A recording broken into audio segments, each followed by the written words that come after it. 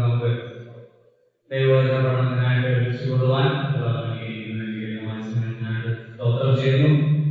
സന്നിധിയിലായിരിക്കുന്നവർക്കും ദൈവവചന പഠനമാണ് നമ്മുടെ ജീവിതത്തിന്റെ ആധാരമായിരിക്കുന്നത്.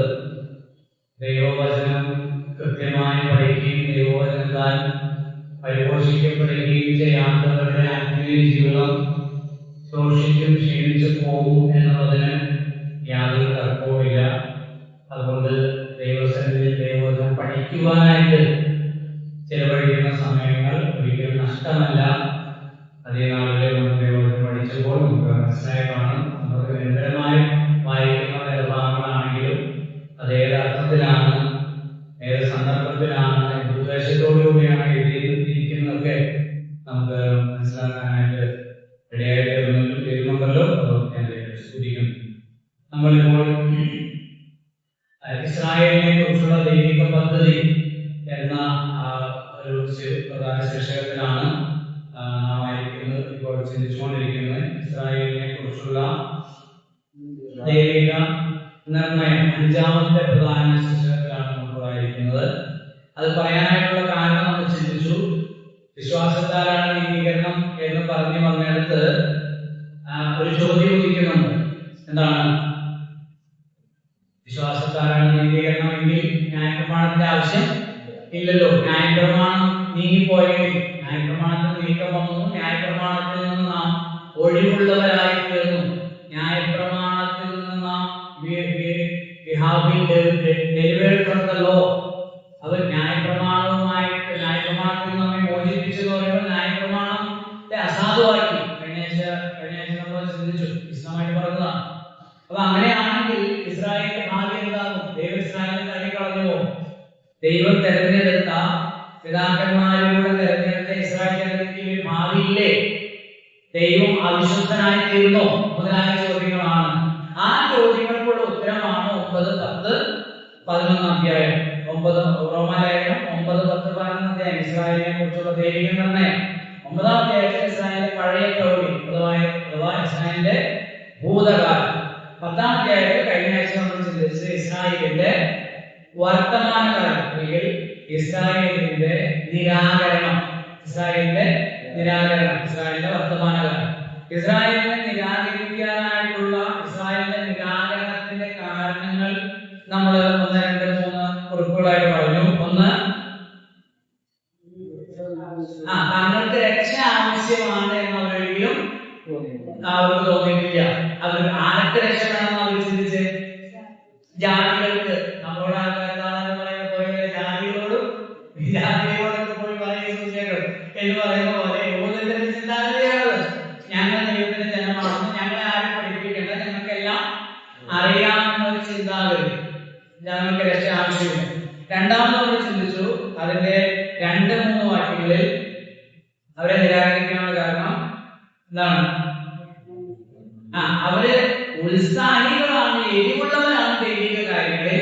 നമ്മുടെ പക്ഷപാതം വളരെ ആക്റ്റീവാണ്. പക്ഷെ ഇങ്ങനെയല്ല, പരിജ്ഞാനപ്രകാരമല്ല. നമ്മൾ ഈ റോമാലേഖനത്തിലെ 1-ാം അധ്യായത്തിൽ ജാതികൾ പാപികളാണെന്ന് പറയുമ്പോൾ അവരുടെ മേൽ ആരോപിക്കപ്പെടുന്ന ഒരു കുറ്റമുണ്ട്. അതെന്താണ്? 28-ാമത്തെ വാക്യത്തിൽ ഇങ്ങനെ പറയുന്നത്, അവർ ദൈവത്തെ പരിജ്ഞാനത്തിൽ ധരിപ്പാൻ ഇഷ്ടമില്ലാത്തതിന് തക്കവണ്ണം. എന്ന് പറഞ്ഞാൽ ദൈവം എന്താണോ അത് അതുപോലെ ദൈവത്തെ സ്വീകരിക്കാൻ പറ്റത്തില്ല, മനസ്സില്ല, അതിന് തയ്യാറില്ല. ഇവിടെ ഇസ്രായേലിനെ സംബന്ധിച്ചിടത്തോളം അവരെ നിരാകരിക്കാനുള്ള ഒരു കാര്യം പറഞ്ഞാൽ ന്യായപ്രമാണ പ്രകാരം നോക്കുമ്പോൾ എരിവുള്ളവരാണ്. പൗലോസ് തന്നെ കുറിച്ച് പറയുന്നുണ്ട് ഫിലിപ്പിയ ലേഖനത്തിൽ, ന്യായപ്രമാണം സംബന്ധിച്ച് അനിന്യൻ. ന്യായപ്രമാണത്തിൽ ഏതെങ്കിലും ഒരു കൽപ്പന കാര്യം എടുത്തുകൊണ്ട് വന്നാൽ അതെല്ലാം കൃത്യമായിട്ട് നിവർത്തിക്കാനായിട്ട് പരിശ്രമം നടത്തുന്ന ആളുകളാണ്.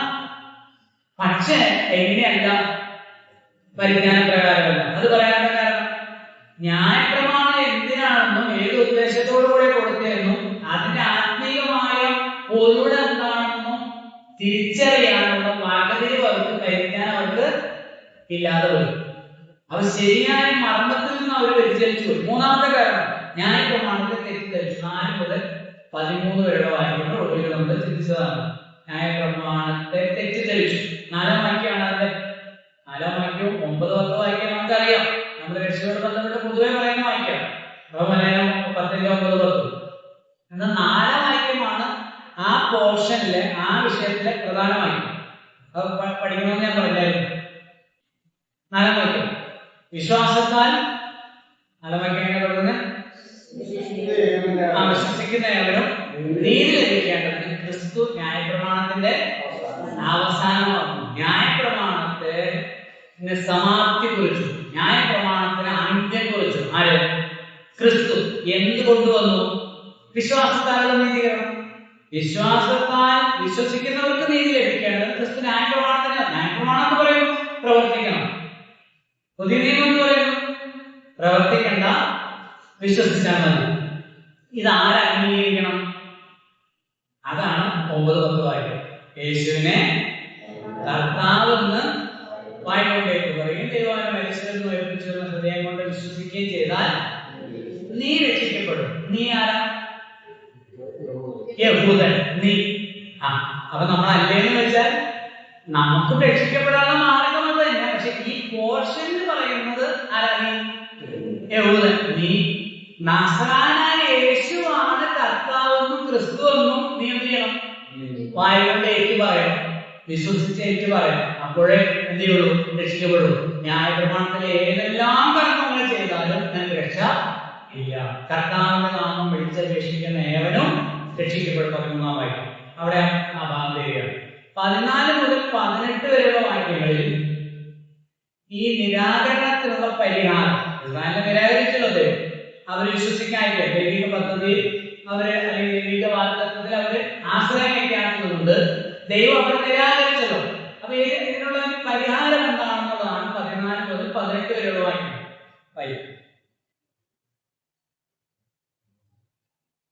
എന്നാൽ അവർ വിശ്വസിക്കാത്തവരെ എങ്ങനെ വിളിച്ചപേക്ഷിക്കും? അവർ കേട്ടിട്ടില്ലാത്തവരെ എങ്ങനെ വിശ്വസിക്കും? പ്രസംഗിക്കുന്നവരില്ലാതെ നിങ്ങളെ കേൾക്കും, ആരും അയക്കാതെ നിങ്ങൾ പ്രസംഗിക്കും. നന്മ സുവിശേഷിക്കുന്ന കാലഘട്ടമാകണം എന്ന് എഴുതിയിരിക്കുന്നുവല്ലോ. എങ്കിലും എല്ലാവരും സുവിശേഷം അനുസരിച്ചിട്ടില്ല. കർത്താവെ ഞങ്ങൾ കേൾപ്പിച്ചത് ആ വിശ്വസിച്ചു എന്ന് യേശയ്യാവ് പറയുന്നുവല്ലോ. ആകയാൽ വിശ്വാസം കരുതിയാലും കേൾവി നിശ്ചിതകാലം വരുന്നു. എന്നാൽ അവർ കേൾക്കില്ലയോ എന്നും ഞാൻ ചോദിക്കുന്നു. കേൾവിക്ക് നിശ്ചയം. അവരുടെ നാമം സർവ്വഭൂമിയിലും അവരുടെ വചനം ഇതിനുള്ള പരിഹാരം എന്താണ്? അവരുടെ നിരാകരണത്തിനുള്ള പരിഹാരം എന്താണെന്ന് ചോദിച്ചാൽ എന്താ പരിഹാരം? മനസ്സിലായത്? വചനം കേൾപ്പിക്കുക. അവരെ അടുക്കൽ ചെന്ന് അവരെ ഈ വചനം കേൾപ്പിക്കുക. ഏത് വചനം? നിങ്ങൾ ഉദ്ദേശിക്കുന്ന അല്ലെങ്കിൽ നിങ്ങൾ ഇപ്പോൾ നിവർത്തിച്ചു കൊണ്ടിരിക്കുന്ന ന്യായപ്രമാണം. ആ ന്യായപ്രമാണം നിവർത്തിയിലൂടെയല്ല, പിന്നെ ന്യായപ്രമാണത്തിൽ പറഞ്ഞിരിക്കുന്ന വാഗ്ദത്തത്തിൽ നിങ്ങൾ വിശ്വസിക്കുന്നതിലൂടെയാണ്. ന്യായപ്രമാണത്തിൽ പറഞ്ഞിരിക്കുന്ന വാഗ്ദത്തം എന്താ? ക്രിസ്തു. ആ യേശുവിനെ, നസ്രായനായ യേശുവിനെ നിങ്ങൾ വിശ്വസിച്ച് ആശ്രയിക്കുന്നതിലൂടെയാണ് നിങ്ങൾക്ക് പാപമോചനം ലഭിക്കുന്നത്, രക്ഷ ലഭിക്കുന്നത് എന്ന് അവരെ എന്ത് ചെയ്യണം? പറഞ്ഞ് മനസ്സിലാക്കണം, ബോധിപ്പിക്കണം. അതാണ് 14-ാം വാക്യം. എന്നാൽ അവർ വിശ്വസിക്കാത്തവനെ എങ്ങനെ വിളിച്ചപേക്ഷിക്കണമെങ്കിൽ എന്ത് വരണം? രക്ഷിക്കപ്പെടണമെങ്കിൽ 2 കാര്യം വേണം അല്ലേ? 9-10 വാക്യാന്തല്ലേ പറയുന്നത് ആണല്ലോ. എന്തൊക്കെ ചെയ്യണം? വിശ്വസിക്കണം, വായുകൊണ്ടേറ്റ് പറയണം. ഓക്കെ. അപ്പം ആ ഏറ്റു പറയണമെങ്കിൽ ആദ്യം എന്ത് വേണം? അതായത് അവിടെ ആ ഓർഡറിൽ ആദ്യം ഏറ്റു പറയാന്ന് പറഞ്ഞിരിക്കുന്നെങ്കിലും ശരിക്കും ആദ്യം എന്ത് വരണം? വിശ്വാസം വന്നാലേ ഏറ്റു പറയാനായിട്ട് സാധിക്കുള്ളൂ. ഓക്കെ. അപ്പൊ വിശ്വസിക്കാത്തവനെ എങ്ങനെ ഏറ്റു പറയും? അപ്പോൾ അതുപോലെ കേട്ടിട്ടില്ലാത്തവനിൽ എങ്ങനെ വിശ്വസിക്കും? പ്രസംഗിക്കുന്നവനില്ലാതെ എങ്ങനെ കേൾക്കും? ആരും നയിക്കാതെ എങ്ങനെ പ്രസംഗിക്കും? നന്മ സുവിശേഷിക്കുന്നവരുടെ കാലത്ത് മനോഹരമെന്ന് എഴുതിയിരിക്കുന്നുവല്ലോ. അപ്പോൾ പറഞ്ഞു വന്നൊരു സാരം, അവരുടെ അടുക്കലേക്ക് ഈ സുവിശേഷവുമായിട്ട് ചെല്ലുകയാണ്. പൗലോസ് ഇവിടെ ഉദ്ദേശിക്കുന്നത് അപ്പോസ്തലനായ പൗലോസിന്റെ മിഷണറിയാക്കളെല്ലാം നമ്മൾ എടുത്ത് പരിശോധിച്ചാൽ അപ്പോസ്തല പ്രവൃത്തിയിൽ ഒരു പട്ടണത്തിൽ ചെന്നാൽ ആരുടെ അടുക്കൽ ആദ്യം പോകുന്നത്? യഹൂദന്മാരുടെ പള്ളിയിലാണ്, സിനഗോഗിലാണ് ആദ്യം പോകുന്നത്. അപ്പൊ അവിടെ ചെന്ന് അവരോട് എന്താ പറയുന്നത്? എന്താ പറയുന്നത്? നസ്രായനായ യേശുവാണ് ക്രിസ്തു. ക്രിസ്തു വന്നു, നമ്മൾ കാത്തിരിക്കുന്ന മശിഹ വന്നു കഴിഞ്ഞു. അവനെ വിശ്വസിക്കണം, പാപമോചനം പ്രാപിക്കണം. അവ അയച്ചിട്ട്, ദൈവം അയച്ചിട്ട് ഞങ്ങൾ എന്ത് ചെയ്യാം? പോയി ആളുകളോടൊക്കെ പറയുകയാണ്. എത്ര വലിയ കാര്യമല്ലേ? അപ്പൊ ദൂത അറിയിക്കാനായിട്ട് പോവുകയാണ്. ഇത് എല്ലാവരും ചെയ്യേണ്ടത് ഒരു കാര്യമാണ്. എന്ത്? ഈ ദൂത അറിയിക്കുന്നത്. കാരണം ഇത് കേൾക്കാതെ എങ്ങനെ വിശ്വസിക്കാനും വിശ്വസിക്കാതെ എങ്ങനെ ഏറ്റു പറയാനായിട്ട് കഴിയും? ഒരിക്കലും കഴിയില്ല. അപ്പൊ യഹൂദന്റെ അടുക്കിലേക്ക് പോയി അവരെ കേൾപ്പിച്ച് അവരെ ഈ ദൈവിക സത്യങ്ങളുടെ മർമ്മങ്ങളെ ഗ്രഹിപ്പിക്കണം എന്നാണ് പൗലോസ് പറഞ്ഞു വരുന്നത്. എന്നിട്ട് പറയുക 16-ാമത്തെ വാക്യം, എങ്കിലും എല്ലാവരും സുവിശേഷം എല്ലാവരും പറഞ്ഞാൽ യഹൂദന്മാരിൽ എല്ലാവരും, യഹൂദന്മാരെല്ലാവരും എന്ത് ചെയ്തിട്ടില്ല?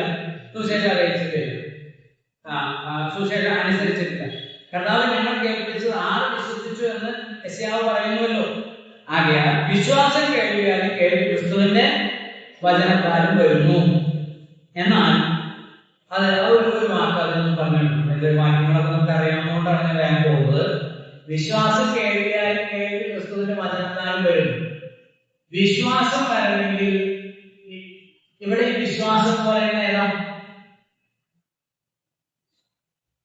രക്ഷയ്ക്കായുള്ള ലോകത്തിൽ പല വിശ്വാസങ്ങളുണ്ടല്ലോ, അല്ലേ?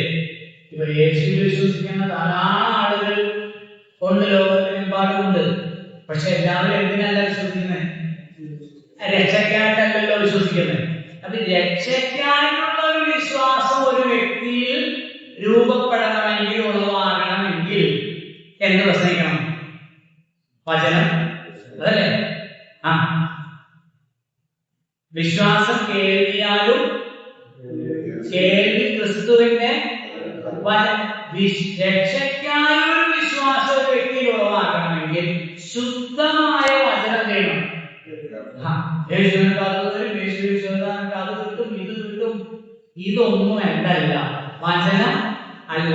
ഒരു മായമില്ലാത്ത ശുദ്ധമായ സുവിശേഷം, കൃപയാലുള്ള രക്ഷയെ സംബന്ധിക്കുന്ന സുവിശേഷ സത്യങ്ങൾ പറയുക എന്നുള്ളതാണ് ഒരു വ്യക്തിയെ നിത്യമായ നാശത്തിൽ നിന്ന് വിടിവിക്കാൻ കഴിയുന്ന, സ്വർഗരാജ്യത്തിന് അവകാശിയാക്കാൻ കഴിയുന്ന, ആ വ്യക്തിയെ രക്ഷയിലേക്ക് നയിക്കാൻ കഴിയുന്ന സുവിശേഷ സത്യങ്ങൾ വെളിപ്പെടുത്തുക. നമുക്ക് ആ കാര്യത്തിൽ അഭിമാനിക്കാൻ കഴിയും. നമ്മുടെ ഹൃദയാരം എന്ന നിലയിൽ നമ്മെ കുറിച്ച് പല ആക്ഷേപങ്ങളും ചെന്നവരാണെന്നതാണ് എന്ന് പറഞ്ഞാലും നമ്മൾ അനാവശ്യമായ ഒരു കാര്യങ്ങളും അവതരിപ്പിക്കാതെ ശുദ്ധമായ സുവിശേഷ രക്ഷയെ സംബന്ധിക്കുന്ന കാര്യങ്ങൾ പറയുവാൻ അന്നും ഇന്നും എല്ലാ കാലത്തും ഒരുപോലെ പറയുവാനായിട്ട് നമുക്ക് സാധിക്കുന്നുണ്ട്. പലപ്പോഴും പല ആളുകളും നമ്മുടെ കൂടുതൽ പല ആളുകൾ ചിന്തിക്കുന്നത് അതൊക്കെ പോലെ കുറച്ചുകൂടി എന്താ പറയുന്നത്, ലോകത്തിന്റെ പോലെയൊക്കെ നമ്മൾ അവതരിപ്പിക്കണം എന്നുള്ള അല്ല. കേൾവി ക്രിസ്തുവിന്റെ വചനത്താൽ, വിശ്വാസം കേൾവിയാലും കേൾവി ക്രിസ്തുവിന്റെ, അവിടെ കേൾവി എന്ന് പറയുന്നത് വിശ്വാസത്തിനായുള്ള ഒരു കേൾവി ഉളവാക്കണം. രക്ഷയ്ക്കായി വിശ്വസിക്കത്തക്ക നിലയിലുള്ള ഒരു കേൾവിയായിരിക്കണം, അല്ലെങ്കിൽ പ്രസംഗമായിരിക്കണം അവർക്ക് നമ്മൾ കൊടുക്കേണ്ടുന്നത്. 18-ാം. എന്നാൽ അവർ കേട്ടില്ലയോ എന്ന് ഞാൻ ചോദിക്കുന്നു. കേട്ടിരിക്കുന്നു നിശ്ചയം. അപ്പോ അവരെ കേൾപ്പിക്കുക, അതാണ് ഇതിൽ നിന്ന് നമുക്ക് ലഭിക്കുന്ന സന്ദേശം. യഹൂദന്മാരെ സംബന്ധിച്ചാണ് പറഞ്ഞിരിക്കുന്നത്. പക്ഷെ നമ്മളോട് വന്നിട്ട് നമ്മുടെ ആളുകളെ, നമ്മൾ ജനിച്ചു വളർന്ന ദേശത്ത്, രാജ്യത്ത്, പ്രദേശത്തുള്ള ആളുകളെ കേൾപ്പിക്കുക എന്നുള്ളത്. അപ്പൊ അവർ കേട്ടോ എന്ന് വെച്ചാൽ എല്ലാവരും കേട്ടു, എല്ലാവരും കേട്ടു. ഇനി അടുത്ത പോർഷൻ വരുന്നത് ഈ നിരാകരണത്തിനുള്ള പരിഹാരമാണത്. എന്ത്? വിശ്വസിക്കത്തക്ക നിലയിൽ ആളുകളെ കേൾപ്പിക്കുക എന്നുള്ളത്. ഇത് പറഞ്ഞു വരുമ്പോൾ ഒത്തിരി മാറ്റങ്ങളും സംഭവങ്ങളും ഓർമ്മ വരുന്നുണ്ട്. അപ്പോസ്തലനായ പൗലോസിനെ കുറിച്ച് എഴുതിയിരിക്കുന്നത് അവർ വിശ്വസിക്കത്തക്കവണ്ണം സംസാരിച്ചു, അല്ലേ? അപ്പോസ്തലപ്രവൃത്തിയിൽ നമ്മൾ വായിക്കുന്നുണ്ട്, വിശ്വസിക്കത്തക്കവണ്ണം സംസാരിച്ചു എന്നാണ്. പൗലോസിന്റെ പ്രസംഗ രീതിയെ കുറിച്ച് അങ്ങനെ വായിക്കുന്നുണ്ട്. അവൻ സംവാദിച്ചും സമ്മതിപ്പിച്ചും പോന്നു എന്നാണ് നമ്മൾ വായിക്കുന്നത്. സുവിശേഷത്തിന് പ്രതിവാദമുണ്ട്, സംവാദമുണ്ട് എന്ന് പറഞ്ഞാൽ ബഹളം വയ്ക്കുന്നതല്ല, കൃത്യമായിട്ട്. അത് ഈ റോമാലേഖനത്തിൽ അതാണ്, ലോജിക്കലായിട്ട് അവതരിപ്പിക്കുകയാണ്. അപ്പൊ സംവാദിച്ചും സമ്മതിപ്പിച്ചും പോകുന്നെന്നും വിശ്വസിക്കത്തക്കവണ്ണം പ്രസംഗിച്ചു എന്നാണ്. വേണമെങ്കിൽ വിശ്വസിച്ചാൽ മതിയുടെ എന്നുള്ള ചിന്താഗതിയല്ല. അച്ചടിച്ച സുവിശേഷം പറയുന്ന ആളുകളുണ്ട്, അത് പഠിച്ചു വെച്ചിരിക്കുകയാണ്. അങ്ങനെയല്ല. നമ്മളൊരാളെ കാണുമ്പോൾ മകളെ നമ്മൾ ശ്രദ്ധിക്കണം. ഇപ്പൊ നിങ്ങളുടെ കൂടെ പഠിക്കുന്ന, നിങ്ങളുടെ കൂടെ ജോലി ചെയ്യുന്ന ആളുകൾ, നമ്മൾ ഒരിക്കലും നമ്മുടെ ഐഡന്റിറ്റി എന്ത് ചെയ്യരുത്, മറച്ച് വെക്കരുത്. ഒരു പ്രാവശ്യം നമ്മൾ നുണ പറഞ്ഞാൽ 1000 പ്രാവശ്യം പിന്നീട് അതിനെ ആ നുണയെ സംരക്ഷിക്കാൻ നമ്മൾ പരിശ്രമിക്കേണ്ടതായിട്ട് വരും. നമ്മൾ ആദ്യമേ നമ്മൾ ആരാണെന്നുള്ളത് വെളിപ്പെടുത്തിയാൽ പിന്നെ ആ പ്രശ്നമില്ല. എന്നിട്ട് നമ്മളുടെ ആശയങ്ങളെ അല്ലെങ്കിൽ നമ്മുടെ തത്വങ്ങളെ, ആദർശത്തെ, നമ്മുടെ വിശ്വാസത്തെ നമുക്ക് ലോജിക്കലായിട്ട് അവതരിപ്പിക്കാനായിട്ട് സാധിക്കും. അങ്ങനെ സാധിക്കും. അപ്പൊ അവിടെയാണ് സംവാദിച്ചും സമ്മതിപ്പിച്ചും വിശ്വസിക്കത്തക്കവണ്ണം അവതരിപ്പിക്കുക എന്ന് പറയുന്നത്. വേണമെങ്കിൽ വിശ്വസിച്ചാൽ മതി എന്നുള്ള ചിന്താഗതിയിലല്ല. ഇപ്പൊ ഈ പല പ്രോഗ്രാം ക്യാമ്പുകളൊക്കെ നടത്തുകയും 2 പേരെ നമ്മളുമായി ബന്ധമില്ലാത്തവരെ നാട്ടിൽ പോകുമ്പോൾ പറയാം, നമ്മള് എവിടെ പോയി പറഞ്ഞാലും നമ്മുടെ ഉള്ളിൽ ഒരു തീയാണ്. ഈ നമ്മുടെ മുമ്പിൽ ഇരിക്കുന്ന ആളെന്ത് ചെയ്യണം? ഈ സത്യം മനസ്സിലാക്കണം, തിരിച്ചറിയണം. ആ ആൾക്ക് അനുസൃതമായ നിലയിൽ എന്ത് ചെയ്യണം? അതിനെ അവതരിപ്പിക്കുക, മനസ്സിലാക്കി കൊടുക്കുക എന്നുള്ളതാണ്. അടുത്ത ഭാഗത്തേക്ക് വരുമ്പോൾ ഈ നിരാകരിക്കപ്പെട്ട നിരാകരണത്തിന്റെ ഫലങ്ങളാണ് ഇവരെ ദൈവം നിരാകരിച്ചതിൻ്റെതായ ഫലങ്ങൾ, അല്ലെങ്കിൽ ദൈവത്തിന്റെ പദ്ധതിയെ, വിശ്വസ്തതയെ, ദൈവത്തിന്റെ വാഗ്ദത്തങ്ങളെ അവർ നിരാകരിച്ചത് മൂലം ഉണ്ടായ ഫലങ്ങളാണ് 18 മുതൽ 21 വരെയുള്ള വാക്യങ്ങൾ. 18 മുതൽ 21 വരെയുള്ള വാക്യങ്ങൾ. 18-ാം വാക്യം. എന്നാൽ അവർ കേട്ടിട്ടില്ലയോ എന്ന് ഞാൻ ചോദിക്കുന്നു. കേട്ടിരിക്കുന്നു നിശ്ചയം. അവരുടെ നാദം സർവഭൂമിയിലും അവരെ വചനം ബോധിപ്പില്ല എന്നുള്ളതും പറഞ്ഞു. അതായത് 19-ാമത്തെ വാക്യം. എന്നാൽ ഇസ്രായേൽ ജയിച്ചില്ലയോ എന്ന് ഞാൻ ചോദിക്കുന്നു. ജനങ്ങൾ കർത്താവെ കൊണ്ട് ഞാൻ നിങ്ങൾക്ക് എന്ത് വരുത്തും? നിങ്ങളുടെ ജാതിയെ കൊണ്ട് നിങ്ങൾക്ക് കോപം ജനിപ്പിക്കും എന്ന് ഒന്നാമത് മോശം പറയുന്നു. യെശയ്യാവോ, എന്നെ അന്വേഷിക്കാത്തവർ എന്നെ കണ്ടെത്തി, എന്നെ ചോദിക്കാത്തവർക്ക് പ്രത്യക്ഷനായി എന്റെ ധൈര്യത്തോടെ പറയുന്നു. ഇസ്രായേലിനെ കുറിച്ചോ അനുസരിക്കാത്തതും മറത്തു കളയുന്നതുമായ ജനത്തിലേക്ക് ഞാൻ ഇടപെടാതെ കഴിഞ്ഞിരിക്കുന്നതാണ് പറയുന്നു. 18-ാമത്തെ വാക്യത്തില് 18-ാം വാക്യത്തിൽ വായിക്കുന്ന അവരുടെ നാദം സർവഭൂമിയിലും അവരുടെ വചനം ഭൂതലത്തിന്റെ അറ്റത്തോളം പരന്നു എന്നാൽ ഇസ്രായേൽ ഗ്രഹിച്ചില്ലയോ എന്ന് ഞാൻ ചോദിക്കുന്നു. അവരുടെ എന്ന് പറഞ്ഞാൽ ഈ സുവിശേഷം അറിയിക്കുന്നവരുടെ, ദൈവം തന്നെ ദൂതന്മാരയച്ച് എല്ലായിടത്തും പറയുകയാണ്. പക്ഷെ അവരെന്തില്ല, വിശ്വസിച്ചില്ല, അവരംഗീകരിച്ചില്ല. അവ ഭൂതലത്തിന്റെ അറ്റത്തോളം പരന്നു, അവരുടെ വചനം സർവഭൂമിയിലും ഭൂതലത്തിന്റെ അറ്റത്തോളം പരന്നു. ദൈവം തന്റെ നമ്മള് സങ്കീർത്തനം 19 വായിക്കുന്ന പോലെ സൃഷ്ടിയിലൂടെയും ഒപ്പം തന്റെ വചനത്തിലൂടെയും ദൈവം മനുഷ്യരോട് ചെയ്യുന്നുണ്ട്, സംസാരിക്കുന്നുണ്ട്. അപ്പൊ വചനത്തിലൂടെ ദൈവം സംസാരിച്ചിട്ടും സൃഷ്ടിയുടെ സുവിശേഷവും വെളിപ്പാടിന്റെ സുവിശേഷം, വെളിപ്പാട് പുസ്തകമല്ല, ദൈവവചനത്തിലെ വെളിപ്പാടിന്റെ സുവിശേഷവും ഒരുമിച്ച് ദൈവം ഉപയോഗിച്ചിരുന്നു. ഇസ്രായേൽ എന്തെയില്ല, വിശ്വസിച്ചില്ല, അംഗീകരിച്ചില്ല. അപ്പൊ ദൈവം എന്ത് ചെയ്തു? അതാണ് 19-20 വാക്യങ്ങളിൽ നമ്മൾ കാണുന്നത്. എന്നാൽ ഇസ്രായേൽ ഗ്രഹിച്ചില്ലയോ എന്ന് ഞാൻ ചോദിക്കുന്നു. ജനമല്ലാത്തവരെ കൊണ്ട് ഞാൻ നിങ്ങൾക്ക് എരിവ് വരുത്തും, മൂഢജാതിയെ കൊണ്ട് ഞാൻ നിങ്ങൾക്ക് കോപം ജനിപ്പിക്കുമെന്ന് ഒന്നാമത് മോശെ പറയുന്നു. യെശയ്യാവോ, എന്നെ അന്വേഷിക്കാത്തവരെ കണ്ടെത്തി, എന്നെ ചോദിക്കാത്തവർക്ക് ഞാൻ പ്രത്യക്ഷനായ ഒരു ധൈര്യത്തോടെ പറയുന്നു എന്ന് പറഞ്ഞാൽ ഇസ്രായേൽ നിരാകരിച്ചപ്പോൾ ദൈവം ആരുടെ അടുക്കിലേക്ക് പോയി? ജാതികളുടെ അടുക്കിലേക്ക് പോയി. അവൻ സ്വന്തത്തിലേക്ക് വന്നു, സ്വന്തമായിട്ട് അവനെ കൈക്കൊണ്ടില്ല. എന്നാൽ അവനെ കൈക്കൊണ്ട് അവന്റെ നാമത്തിൽ വിശ്വസിക്കുന്ന ഏവർക്കും അവിടെ വരേണ്ടത്, മൊത്തം വരയ്ക്കരുത്, ഏവർക്കും. യഹൂദന്റെ അടുക്കലേക്ക് വന്നു, സ്വന്തം ജനത്തിന്റെ അടുക്കലേക്ക് വന്നു, സ്വന്തമായി തള്ളിയപ്പോൾ ഏവർക്കും, അതാണ് മൂഢജാതി, ജാതികൾ, വിജാതികൾ, അവരുടെ അടുക്കലേക്ക് ദൈവം എന്ത് ചെയ്തു? സുവിശേഷം എത്തിച്ചു. പൗലോസ്ലീഹ ചെയ്തുകൊണ്ടിരുന്നത്, അപ്പോസ്തലനായ പൗലോസ് ചെയ്തുകൊണ്ടിരിക്കുന്നത് ഇത് തന്നെയാണ്. താൻ ഏത് പട്ടണത്തിൽ ചെന്നാലും ആദ്യം യഹൂദന്മാരോട് പറയും. അവരെന്ത് ചെയ്യും? കുറച്ചുപേര് വിശ്വസിക്കും, പിന്നെ അവിടെ പ്രശ്നമാവും, വഴക്കുണ്ടാകും, പൗലോസിനെ എതിരാവും, ഉപദ്രവിക്കാനായി തുടങ്ങും. അപ്പോൾ പൗലോസ് എന്ത് ചെയ്യും? അവിടെ പല സ്ഥലത്തും വായിക്കുന്നുണ്ട്.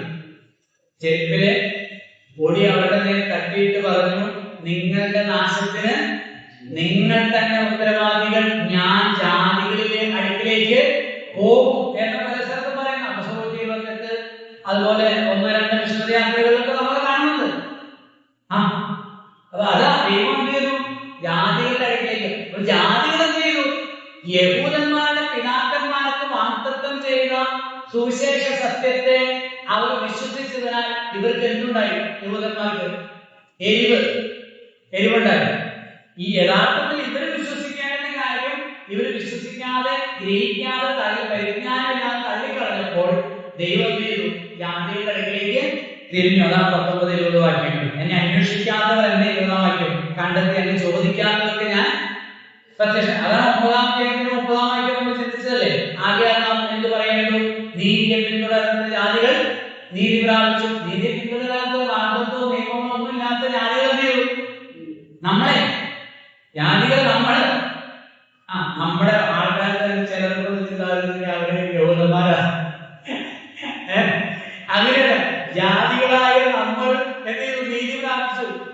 ദൈവത്തെ അന്വേഷിക്കാത്തവർ എന്ത് ചെയ്തു? അന്വേഷിക്കാത്തവരുടെ അടുക്കിലേക്ക് കർത്താവ് വന്നു എന്നാണ് ദൈവമായി പറയുന്നത്. എന്നാൽ ദൈവത്തിന്റെ ജനമായ ഇസ്രായേൽ എന്ത് ചെയ്തു? അതിനെ നിരാകരിച്ചു. 21 എങ്കിലും ദൈവം ചെയ്തുകൊണ്ടിരിക്കുന്ന ഒരു കാര്യമാണ് അവിടെ 21 ഇസ്രായേലിനെ കുറിച്ചോ അനുസരിക്കാത്തതും മറുത്തു പറയുന്നതുമായ ജനത്തിലേക്ക് ഞാൻ ഇടവിടാതെ കൈ നീട്ടുന്നു എന്ന് പറയുന്നു. അപ്പൊ ദൈവം ചെയ്യില്ല. ആ വാക്യത്തിന്റെ അർത്ഥം എന്താ? ദൈവത്തെ തള്ളിക്കളയുന്നില്ല. ഈ കാലഘട്ടത്തിൽ മശിഹ വെളിപ്പെട്ടത് കൊണ്ട് മശിഹായെ വിശ്വസിക്കാനായിട്ട് അവരെന്ത് ചെയ്യുന്നു? കർത്താവ് മാറി വിളിക്കുന്നു, അവരുടെ അടുക്കലേക്ക് കൈ നീട്ടുന്നു. വരിക എന്ന് പറയും. വരിക എന്ന് പറയും. ഇന്നും ക്രിസ്തു വിശ്വസിക്കുന്ന ധാരാളം യഹൂദന്മാര് ഉണ്ട്. നമ്മൾ പലരുടെയും ഷോർട്സും വീഡിയോസും ഒക്കെ നമ്മൾ കാണുന്നുണ്ട്. ഇസ്രായേലിലും ഇസ്രായേലിന്റെ പുറത്തും ഒക്കെ ധാരാളം യഹൂദന്മാര് വിശ്വസിക്കുന്നവർ കർത്താവിനെ, യേശുവിന്റെ ലോഡ്ഷിപ്പിനെ, കർത്തൃത്വത്തെയും മശിഹാത്വത്തെയും ഒക്കെ അംഗീകരിക്കുന്ന ധാരാളം ആളുകളുണ്ട്. അവൻ കർത്താവ് വിളിച്ചുകൊണ്ടിരിക്കാറ്. അപ്പൊ വീണ്ടും ഈ സംശയം, ചോദ്യം തീരുന്നില്ല. ചോദ്യം തീരാത്ത എന്തുകൊണ്ടാണെന്ന് ചോദിച്ചാല്, ശരി, നിങ്ങൾ പറയുന്നത് ശരി, ചിലരെന്ത് ചെയ്യുന്നു? വിശ്വസിച്ചു. ചില ആളുകൾ യഹൂദന്മാര് ഇസ്രായേലിനെ വിശ്വസിച്ചു എന്നത് ശരിയാണ്. പക്ഷെ ഇസ്രായേൽ രാഷ്ട്രം എന്ന നിലയിൽ ഇസ്രായേലിലുള്ള ദൈവത്തിന്റെ പദ്ധതി എന്താണ്? അത് അവസാനിച്ചോ? അത് പറയൂ എന്നാണ് ചോദ്യം. അതിന്റെ ഉത്തരമാണ് ഇസ്രായേലിന്റെ ഭാവി. നമ്മുടെ 9-ാം അധ്യായത്തിൽ ഇസ്രായേലിന്റെ ഭൂതകാലം, 10-ാം അധ്യായത്തിൽ ഇസ്രായേലിന്റെ വർത്തമാനകാലം, 11-ാം അധ്യായത്തിൽ ഇസ്രായേലിന്റെ ഭാവിയാണ്. നമ്മൾ അവിടേക്ക് വരാം. 1-ാമത്തെ വാക്യം നമുക്ക് വായിക്കും. അല്ലെങ്കിൽ 11-ാം അധ്യായം നമുക്ക് ഇങ്ങനെ 11-ാം അധ്യായത്തിന് ഒരു ഹെഡിങ് ഇങ്ങനെ നമുക്ക് കൊടുക്കാം: ഇസ്രായേലിന്റെ യഥാസ്ഥാനം, റെസ്റ്റോറേഷൻ ഓഫ് ഇസ്രായേൽ, ഇസ്രായേലിന്റെ യഥാസ്ഥാനം.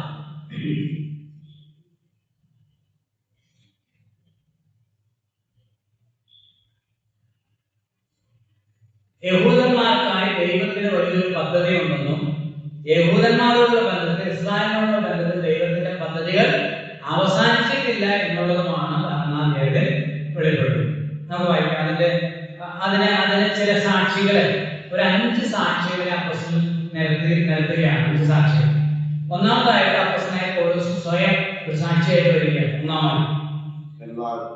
അതായത് ഇസ്രായേലിനോടുള്ള ബന്ധത്തിൽ ദൈവത്തിന്റെ പദ്ധതികൾ എന്നേക്കുമായി അവസാനിച്ചിട്ടില്ല എന്നും ഇനിയും ദൈവത്തിന് ഇസ്രായേലിനെ സംബന്ധിച്ച് ഒരു ഭാവി പദ്ധതി ഉണ്ട് എന്നുള്ളതിന് 5 സാക്ഷികൾ.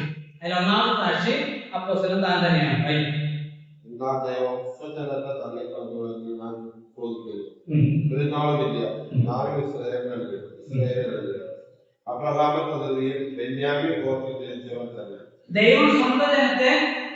തള്ളിക്കളഞ്ഞു ഒരു നാളും ഇല്ല.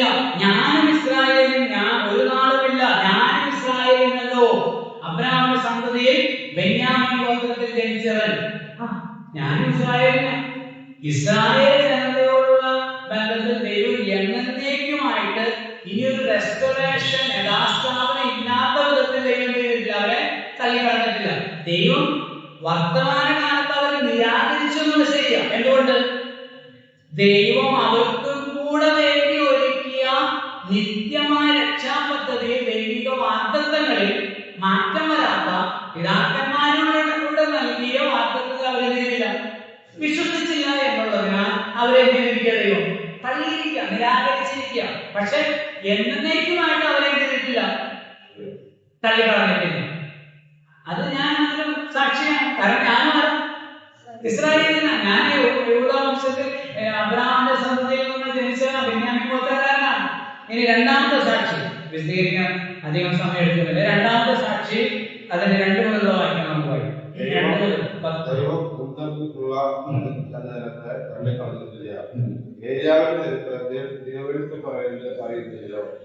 അവൻ ഇസ്രായേലിന് വിരോധമായി കർത്താവ് അവർ നിന്റെ പ്രവാചകന്മാരെ കൊണ്ടും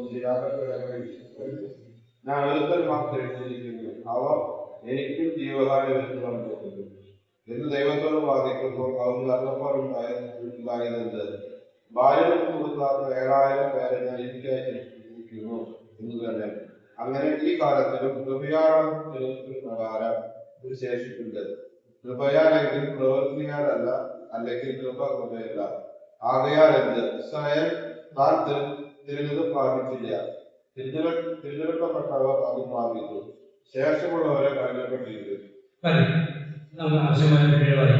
അവിടെ രണ്ടാമത്തെ സാക്ഷി നമുക്ക് ഇങ്ങനെ പറയാം. ഏലിയാവിന്റെ കാലത്തിലെ ഒരു സംഭവം കൊണ്ടുവരികയാണ്. ഒരു കാര്യത്തെ സ്ഥാപിക്കാൻ, ഒരു കാര്യത്തെ വെളിപ്പെടുത്താനായിട്ട് അപ്പോസ്തലൻ അത് വെളിപ്പെടുത്താനായിട്ട് കൊണ്ടുവരിക. നമുക്കറിയാം ഏലിയാവിന്റെ കാലത്ത് അഹാബ് രാജാവിന്റെ സമയത്ത് ഉണ്ടായ ഒരു സംഭവമാണ്. അറിയാമല്ലോ എന്താ? ഏലിയാവ് മുഖാന്തരം യാഗമെല്ലാം അർപ്പിച്ചു.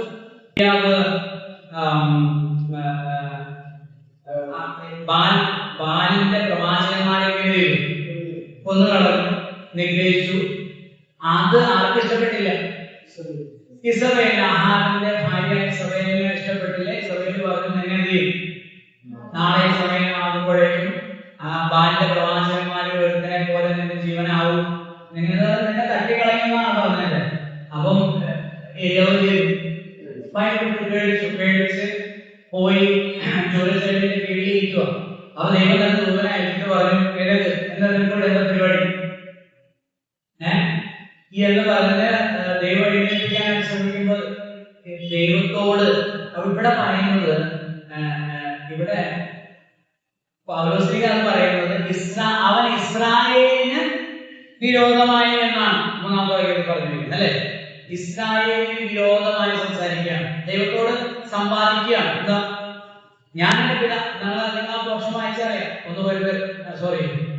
1 രാജാക്കന്മാര് അതിന്റെ 19 അധ്യായത്തിലും 19-20 അധ്യായങ്ങളാണ് വായിക്കുന്നത്. 18 മുതൽ 20 അധ്യായങ്ങൾ അവിടെ നമ്മളത് കാണുന്നുണ്ട്. അതിന്റെ 19-14 വായിക്കുന്നുണ്ട്. ഞാൻ എന്റെ പിതാക്കന്മാരെക്കാളും ശ്രേഷ്ഠതയുള്ളവനല്ല, അവർ എന്റെ പിതാക്കന്മാരെ, എന്റെ പ്രവാചകന്മാരെ ഒക്കെയും കൊന്നു, ഞാൻ ഒരുത്തൻ മാത്രം ശേഷിച്ചിരിക്കുന്നു. അവരെല്ലാവരും വഴിതെറ്റി കൊള്ളരുതാത്തവരാണ്. ഞാൻ ഒരുത്തൻ മാത്രമേ നിനക്കായി എഴുതിയിരിക്കുന്നു. ശുഷ്കാന്തിച്ചിരിക്കുന്നു. ദൈവത്തിന് വേണ്ടി വീര്യം പ്രവർത്തിക്കുന്ന ഞാൻ ഒരുത്തൻ മാത്രം. സകലരും ബാലിന്റെ ശിഷ്യന്മാരായി ആരാധകരായി തീർന്നിരിക്കുകയാണ്. അപ്പൊ ദൈവം പറയോ? എന്താ പറയും?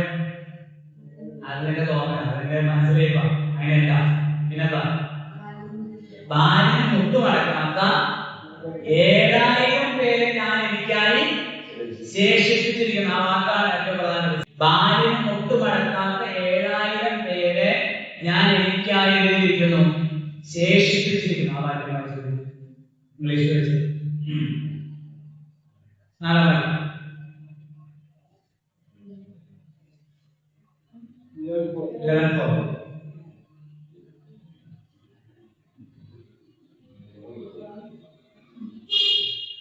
God has the divine response to him. I have reserved for myself 7,000 men who have not bowed knee to bow. I have reserved for myself. Reserve. Please read 5. Even so then, at this present time, there is a remnant according to the election of. There is a remnant. ഒരു ശേഷിപ്പുണ്ട്. remnant എന്ന് പറയുന്നത് ഒരു അപകടം, ഒരു പ്രശ്നമോ, ഒരു യുദ്ധമൊക്കെ കഴിയുമ്പോൾ പിടിച്ചുകൊണ്ട് പോകപ്പെടുന്ന ആളുകളിൽ നിന്ന് ശേഷിക്കുന്ന ഒരു കൂട്ടത്തെയാണ് remnant എന്ന് പറയുന്നത്. അപ്പൊ 5-6 വാക്യങ്ങൾ പറയുന്നത് അതുപോലെ, അങ്ങനെ, likewise, അതുപോലെ. ഏതുപോലെ? ഏലിയാവ് വിചാരിച്ചത് ഏലിയാവ് മാത്രമാണെന്നാണ്. പക്ഷേ അതിലൊരു വേറെ പ്രധാനപ്പെട്ട പോയിന്റ് ആണ്. ഏലിയാവ് വിചാരിച്ചത് ഞാൻ നിനക്കായി എഴുതിയിരിക്കുന്നു, ശുഷ്കാന്തിച്ചിരിക്കുന്നു എന്നാണ്. ഞാൻ. അപ്പൊ ഏലിയാവ് ചിന്തിച്ചത് എന്താ? നമുക്ക് അതാണ് പോയിന്റ്. ഏലിയാവ് ചിന്തിച്ചത് ഈ ചെയ്തത്, ഞാൻ ചെയ്തതൊക്കെ എന്റെ മിടുക്കോണ്ട്, എന്റെ കർമ്മം, ഞാൻ ദൈവത്തിന് വേണ്ടി ചെയ്തു, ശുഷ്കാന്തിച്ചു. അപ്പൊ ദൈവം പറയുന്നത് അല്ല, നീ മാത്രമല്ല, 7,000 മുട്ടുമടക്കാത്ത 7,000 പേര് ഞാൻ എനിക്കായി ശേഷിപ്പിച്ചു. അപ്പൊ നീ നിൽക്കുന്നത് എന്തിനാണ്? ഞാൻ നിർത്തിയിട്ടാണ് നിൽക്കുന്നത്, കൃപയാലാണ്. അതേ കൃപയാൽ ഞാൻ വേറെ 7,000 പേരും കൂടെ നിന്നിട്ടുണ്ട്. അപ്പൊ ഈ 1000-കണക്കിന് ലക്ഷക്കണക്കിന് ഇസ്രായേൽ ജനതയിൽ നിന്ന് ഇത്രയും പേര് കർത്താവിന്റെ വശത്ത് നിൽക്കുന്നത് എന്തിനാലാണ്? കൃപയാലാണ്. അതാണ് 5-6 വാക്യം. അങ്ങനെ ഈ കാലത്തിലും കൃപയാലുള്ള തെരഞ്ഞെടുപ്പിൻ പ്രകാരം ഒരു ശേഷിപ്പുണ്ട്. എന്നിട്ട് 6 വാക്യം പറയാം. ആകയാൽ കൃപയാലെങ്കിൽ പ്രവൃത്തിയാൽ അല്ല, അല്ലെങ്കിൽ കൃപയല്ല. അപ്പോ അന്ന് ദൈവം കൃപയാൽ തനിക്കായി, നമ്മളെ കൃത്യം കണക്ക് പറഞ്ഞാൽ 7,000+1, ഒരു 7,001 പേരെ ദൈവം നിർത്തിയതുപോലെ ഈ കാലത്തിലും ഒരു ശേഷിപ്പുണ്ട്.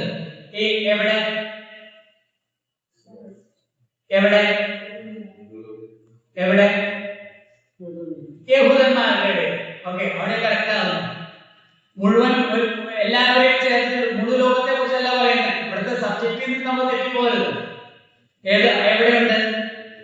ഈ യഹൂദനോടുള്ള ബന്ധത്തിൽ, ഇസ്രായേലിനോടുള്ള ബന്ധത്തിലും ഈ കാലത്തിൽ ഒരു ശേഷിപ്പുണ്ട്. കൃപയാലുള്ള ഒരു തെരഞ്ഞെടുപ്പിന് പ്രകാരമുള്ള ഒരു ശേഷിപ്പിന് ദൈവം. അതാണല്ലോ ആദ്യ നൂറ്റാണ്ടിലും ഈ കാലഘട്ടത്തിലൊക്കെ യഹൂദന്മാരെന്ന ആളുകൾ വിശ്വസിക്കുന്നത്. ആദ്യം വിശ്വസിച്ച 3000 പേരാണ് യഹൂദന്മാരാണ്. പിന്നീട് വിശ്വസിച്ചൊക്കെ യഹൂദന്മാർ. പക്ഷെ ഇസ്രായേൽ രാജ്യം എന്ന് കേട്ടില്ല, വിശ്വസിച്ചില്ല. യേശുവിനെ കർത്താവായിട്ട്, ക്രിസ്തുവായിട്ട് ചെയ്തില്ല, അംഗീകരിച്ചില്ല. നമുക്ക് വായിക്കാം 5-6 വാക്യങ്ങൾ. അങ്ങനെ ഈ കാലത്തിലും കൃപയാലുള്ള തെരഞ്ഞെടുപ്പിൻ പ്രകാരം ഒരു ശേഷിപ്പുണ്ട്. ആകയാൽ കൃപയാലെങ്കിൽ പ്രവൃത്തിയാലല്ല, അല്ലെങ്കിൽ കൃപയല്ല. ആകയാൽ എന്ത്? ഇസ്രായേൽ താൻ തിരഞ്ഞത് പ്രാപിച്ചില്ല, തിരഞ്ഞെടുക്കപ്പെട്ടവർ അത് പ്രാപിച്ചു. ശേഷമുള്ളവരോ എന്ന് മനസ്സിലായി? ഇസ്രായേൽ തിരഞ്ഞത് പ്രാപിച്ചില്ല, തിരഞ്ഞെടുക്കപ്പെട്ടവർ. ഇതാണ് അത് വലിയ നമ്മൾ പഠിച്ച ആ പാഠം ഒരു സത്യമാണ്. ഈ ഒരു വാക്യത്തിലുണ്ട്, പ്രധാനപ്പെട്ട ഒരു വാക്യം. കൃപയാണെങ്കിൽ പ്രവൃത്തിയാൽ അല്ല. ഏരിയാവ് ചിന്തിച്ച് എന്റെ പ്രവൃത്തി കാരണമാണ് ഞാനിങ്ങനെ അങ്ങനെ ചിന്തിച്ചതുകൊണ്ടാണ് എന്ത് ചെയ്യേണ്ടി വന്നത്? ഓടി വീണ്ടും പോയി ഓടിക്കേണ്ടതായിട്ട് വന്നത്. സത്യത്തിൽ നിർത്തിയതാരാണ്? ദൈവമാണ്. ദൈവത്തിന്റെ കൃപയാലാണ്. കൃപ ഈ ചെയ്ത പ്രവൃത്തിയൊന്നും കൃപയ്ക്ക് റീപ്ലേസ് ചെയ്യാൻ കഴിയുന്ന ഒന്ന് അല്ല. കൃപയുടെ സ്ഥാനത്ത് വെക്കാൻ കഴിയുന്ന ഒരു പ്രവൃത്തിയും ഇല്ല. കൃപയാലെങ്കിൽ പ്രവൃത്തിയാൽ അല്ല. അപ്പം പ്രവർത്തിക്കാത്ത 7000 പേരുണ്ടല്ലോ. ഈ ഏലിയാവിന്റെ പരാജയം എന്താ? ആരുമില്ല.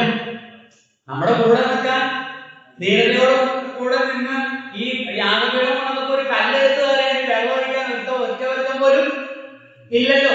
ഞാൻ മാത്രമേ ഉണ്ടായിരുന്നുള്ളൂ. അപ്പം പ്രവർത്തിക്കാത്ത ഈ 7000 പേരും ഈ പ്രവർത്തിച്ച, ഞാൻ പ്രവർത്തിച്ചു എന്ന് തോന്നുന്ന ഏലിയാവിനെയും നിർത്തിയത് എന്തിനാണ്? കൃപയാണ്. അവൻ നിൽക്കുന്ന എന്തിനാലല്ല, അല്ലെങ്കിൽ അത് എന്തിനാലല്ല? ദൈവത്തിന്റെ കൃപയാൽ. അല്ലെങ്കിൽ ദൈവം അവരെന്ത് ചെയ്തു? തെരഞ്ഞെടുത്തു. അവര് തെരഞ്ഞെടുത്തല്ല, പിന്നെ ദൈവം തെരഞ്ഞെടുത്തത് കൊണ്ട് ദൈവത്തിന്റെ കൃപയാൽ നിന്നതാണ്. ഇസ്രായേൽ തിരഞ്ഞെടുപ്പ് ആവശ്യമില്ല. എന്നാൽ തെരഞ്ഞെടുക്കപ്പെട്ടവർ എന്ത് ചെയ്തു? പ്രാപിച്ചു. തെരഞ്ഞെടുക്കപ്പെട്ടവർ കൃപയാൽ അത് പ്രാപിച്ചു. ശേഷമുള്ളവർ എന്ത് ചെയ്തു? കഠിനപ്പെട്ടു. ശേഷമുള്ളതെന്ന് പറഞ്ഞാൽ അതാണ് ഇസ്രായേൽ. ഇസ്രായേൽ ചെയ്തിരിക്കുക, കഠിനപ്പെട്ടിരിക്കുക. പക്ഷെ ഇസ്രായേലിന് ഒരു കൂട്ടം ആളുകൾ, ഒരു ശേഷിപ്പ് ആ കാലത്ത് വിശ്വസിച്ചതുപോലെ ഈ കാലത്ത് എന്ത് ചെയ്തിരിക്കുക? വിശ്വസിച്ചിരിക്കുക. അതൊരു ഒരു ദൃഷ്ടാന്തമായിട്ട് അല്ലെങ്കിൽ ഒരു സാക്ഷിയെ കൊണ്ടുവന്ന ആ കാര്യം അവിടെ അത് 9-ാം അധ്യായത്തിൽ നമ്മളത് കണ്ടതാണ്. എല്ലാ ഇസ്രായേലിലും ആരല്ല? ഇസ്രായേലല്ല. അബ്രാഹാമിന്റെ സന്തതികളാകിയ എല്ലാവരും മക്കളെന്ന് അബ്രാഹാമിൽ ജനിച്ചുകൊണ്ട് എല്ലാവരും മക്കളല്ല. വാഗ്ദത്തത്തിൽ വിശ്വസിക്കുന്നവരാണ്. വാഗ്ദത്തവരാണ് ജനിച്ചവരാണ് മക്കളെന്ന് പ്രസ്താവിച്ചു. അതേ ആശയമാണ് ഇവിടെ വന്നിരിക്കുന്നത്. അപ്പൊ ലോകത്തിൽ നിന്നുള്ള ആളുകൾ മനസ്സിലാക്കേണ്ട ഒരു കാര്യമാണ്, ഒരു മനുഷ്യന്റെയും പ്രവൃത്തി രക്ഷയ്ക്കല്ല, ആധാരമല്ല. അങ്ങനെ എന്തെങ്കിലും ഒരു ചെറിയൊരു ഭാഗം മനുഷ്യന്റെ ഭാഗത്ത് നിന്ന് ഒരു പ്രവൃത്തിയോ ഒരു കർമ്മമോ ഏതെങ്കിലും ഒരു ഭാഗതയം മനുഷ്യന്റെ ഭാഗത്തു നിന്ന് ഉണ്ടാകണമെങ്കിൽ എന്നൊരു നിഷ്കർഷ ദൈവം വയ്ക്കുന്നുണ്ടെങ്കിൽ പിന്നെ ദൈവത്തിന്റെ കൃപ എന്തല്ല? കൃപയല്ല. കൃപ എന്ന വാക്കിന്റെ അർത്ഥം തന്നെ അർഹിക്കാത്ത ദാനമാണ്, അൻപതിന്റെ ഫേവറാണ്. അത് മെറിറ്റ് വേണ്ട, ഒരു മാനദണ്ഡം അവിടെ ഇല്ല. മാനദണ്ഡം ഉണ്ടെങ്കിൽ അതെന്തല്ല, പിന്നെ കൃപയല്ല. അതിന് ഗ്രേസ് എന്ന് പറയാനായിട്ട് കഴിയില്ല. അപ്പൊ സമ്പൂർണമായിട്ടും ദൈവത്തിന്റെ കൃപയാൽ, only by his grace, അതാണ് രക്ഷയ്ക്ക് ആധാരമായിരിക്കുന്നത്. ഇന്നും യഹൂദന്റെ രക്ഷയ്ക്ക് ആധാരമായിരിക്കുന്നത് ഇന്ന് ഈ കൃപാലയം. പക്ഷെ ശേഷമുള്ളവരെ രാഷ്ട്രമൊന്നുമല്ല, അവരെന്തിരിക്കാം? കഠിനപ്പെട്ടിരിക്കാം. അത് തന്നെ പറയുന്നത് മുതൽ ഇസ്രായേൽ മുഴുവൻ അത് തന്നെ. അതിന്റെ പിന്നാലെ അവർ പോകുന്നത് അവരാരെ കാത്തിരിക്കുക, ആ വശ്യമായിട്ട് കാത്തിരിക്കുക. അവർക്ക് പള്ളി പണിയണം. ഈ പ്രശ്നമെല്ലാം അവിടെയാ കിടക്കുന്നത്. നമ്മളതിലേക്ക് വരുന്നത്. അത് ഉറപ്പോട് പോകാം. 8-ാം വാക്യം. ദൈവം അവർക്ക് ഇന്ന് വരെ കാണുന്നതിനെയും കാണാത്ത കണ്ണും കേൾക്കാത്ത ചെവിയും കൊടുത്തു എന്ന് എഴുതിയിരിക്കുമല്ലോ. അവരുടെ മേശ കണിയും കുടുക്കും ഇടർച്ചയും പ്രതികാരവുമായി തീരട്ടെ. അവരുടെ കണ്ണ് കാണാതെ വണ്ണം ഇരുണ്ടു പോകട്ടെ. അവരുടെ മുതുക് എല്ലായ്പ്പോഴും കുനിയിക്കണമേ എന്ന് ദാവീദും പറയുന്നു. അപ്പം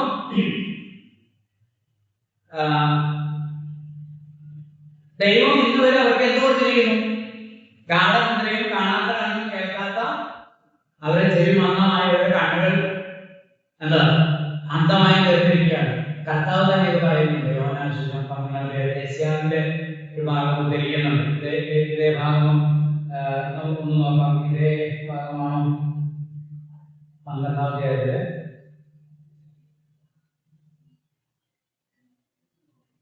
അതെ, 12:40 ഇങ്ങനെയാണ് പറയുന്നത്. 39-40 അവർക്ക് യോഹന്നാന്റെ സുവിശേഷം 12:39 ഞാൻ വായിക്കാം, കേട്ടാലും 39-40 അവർക്ക് വിശ്വസിക്കാൻ കഴിയില്ല. അതിന്റെ കാരണം യെശയ്യാവ് വേറെ പറയുന്നത് അവർ കണ്ണുകൊണ്ട് കാണുകയോ ഹൃദയം കൊണ്ട് കേൾക്കുകയോ മനം തിരിയുകയോ താൻ അവരെ സൗഖ്യമാക്കുകയോ ചെയ്യാതിരിക്കണമെന്ന് അവരുടെ കണ്ണ് അവൻ കുരുടാക്കിയ ഹൃദയം തടിപ്പിച്ചിരിക്കുന്നു. യെശയ്യാവ് തന്റെ തേജസ് കണ്ട് അവനെ കുറിച്ച് സംസാരിക്കുന്നത് കൊണ്ടാവുന്നു എന്ന് പറഞ്ഞത്. എന്നിട്ടും പ്രമാണികൾ തന്നെയും അവനിൽ വിശ്വസിച്ച് പഴയ പ്രശ്നമാകാതിരിക്കാൻ പരീക്ഷന്മാർ നിമിത്തം ഏറ്റു പറഞ്ഞില്ല. അപ്പൊ അവരുടെ ഹൃദയം കണ്ണൊക്കെ തടിച്ചിരിക്കുകയാണ്, മന്ദമായിരിക്കുകയാണ്, അന്ധമായിരിക്കുകയാണ്. എന്നിട്ട് എനിക്ക് വളരെ ഇഷ്ടപ്പെട്ട അല്ലെങ്കിൽ നമ്മൾ ഭയപ്പെടേണ്ട ഒരു വാക്യമാണ് അന്ധമായിട്ട്. അവരുടെ മേശ അവർക്ക് കണിയും കുടുക്കും ഇടർച്ചയും പ്രതികാരവുമാക്കിയത്. മേശ എന്ന് പറയുന്നത്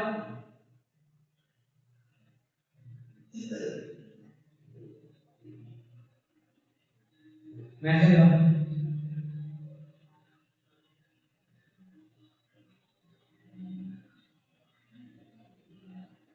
നമ്മുടെ വീട്ടിലെ മേശ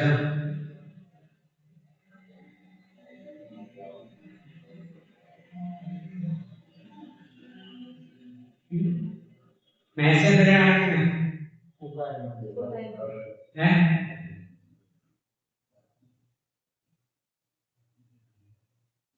മരുഭൂമിയിൽ മേശ ഒരുക്കുന്നു അല്ലേ? മേശ കാണിക്കുന്നത് ദൈവം അവർക്ക് നൽകിയ നന്മയാണ്, സമൃദ്ധിയാണ്. നന്മ, സമൃദ്ധി. ലോകത്തിൽ മറ്റാരേക്കാളും ദൈവം ആരെ നന്മ കൊണ്ട് അനുഗ്രഹിച്ചിട്ടുണ്ട്? ഇസ്രായേലിനെ. അത് ആർക്കും സംശയം. ലോകത്തിലെ പല മനുഷ്യരും അത് അംഗീകരിക്കും. അതിൽ ലോകജനസംഖ്യയുടെ 0.06 ഉള്ള ഈ യഹൂദന് 100 ചില്ലുവാൻ നോബൽ സമ്മാനങ്ങളുണ്ട്. 100 ചില്ലുവാൻ ലോകത്തിലെ മനുഷ്യർ ഉപയോഗിക്കുന്ന സാങ്കേതിക വിദ്യയിലെ 95% ആരുടെ? ഇസ്രായേലിന്റെ. അപ്പൊ അത് ദൈവം അവർക്ക് കൊടുത്ത മേശയാണ്, സമൃദ്ധിയുടെ, അനുഗ്രഹത്തിന്റെ, നന്മയുടെ മേശയാണ്. പക്ഷെ അത് അവർക്ക് എന്തായി? കൊടുക്കും കെണിയുമായി തീർന്നു. ദൈവങ്ങൾക്ക് അങ്ങനെ സംഭവിക്കുന്നുണ്ട്. മേശ എന്തായി തീർന്നു?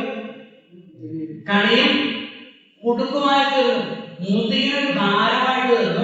ദൈവത്തെ മനസ്സിലാക്കാൻ, ദൈവത്തിന്റെ പദ്ധതികളെ, ദൈവ വാഗ്ദാനങ്ങളെ തിരിച്ചറിയാൻ കഴിയാത്ത വിധത്തിലേക്ക് അവർ അധംപതിച്ചു പോകാനായിട്ട് അത് ഇടയായി തീർന്നു. എന്ന് പറഞ്ഞാൽ ഒറ്റ വാക്കുമ്പോൾ അവർ കഠിനപ്പെടും. അതാണ് ഇസ്രായേൽ തെരഞ്ഞതിനെ പ്രാപിച്ചില്ല, തെരഞ്ഞെടുക്കപ്പെട്ടവരും പ്രാപിച്ചു. ശേഷമുള്ളവർ കഠിനപ്പെട്ടു. നമ്മൾ എപ്പോഴും ശ്രദ്ധിക്കേണ്ട ഒരു കാര്യമാണ്. നമ്മൾ ബാക്കിലേക്ക് പോകുന്നതും കുറേശ്ശെ കണ്ടുണ്ടാവും കഠിനപ്പെടും. കഠിനപ്പെട്ട് കഴിഞ്ഞാൽ പിന്നെ തിരിച്ചു വരാൻ ഭയങ്കര പാടായി. സാധാരണ ഒരു തവണ പറയുമ്പോൾ നമുക്ക് ഭയങ്കര ബുദ്ധിമുട്ടായി.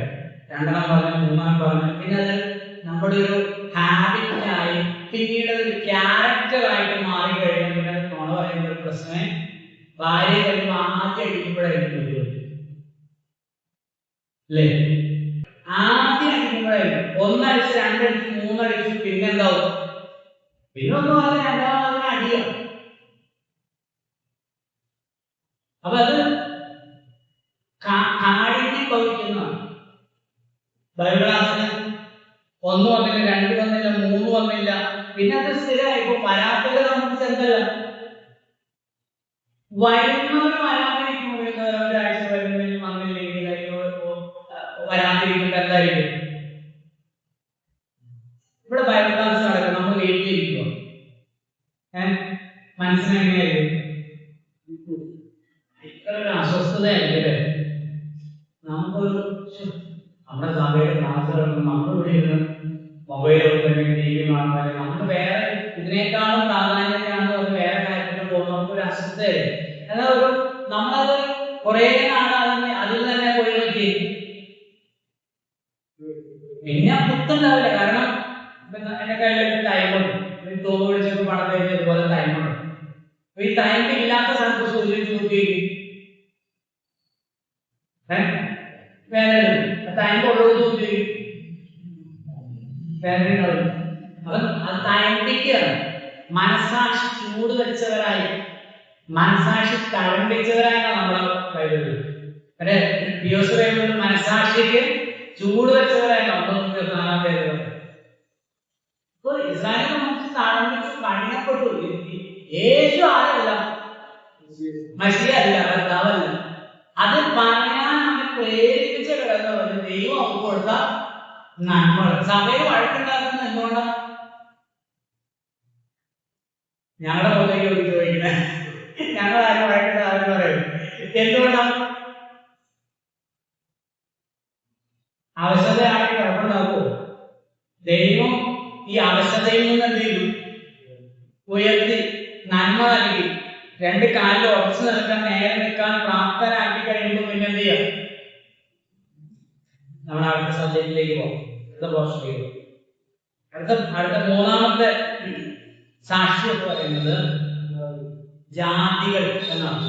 ജാതികൾ 11 മുതൽ 15 വരെയുള്ള വായിക്കും. സമയം കഴിഞ്ഞ് നമുക്ക് അടുത്ത ആഴ്ച സ്തോത്രം.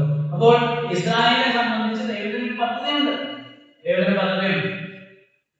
പല ആളുകൾ ഇല്ലെന്നാ പറയും, എംഎൽഎകൾ ഇല്ലെന്നാ പറയും. 1000 ആണ്ട് വായിച്ച നിഷേധികളായ ആളുകളാണ്. സൂക്ഷിക്കാനുള്ളൂ. ഉണ്ടെന്ന് വചനം പറയും. 8-ാം അധ്യായം കണ്ടില്ലേ?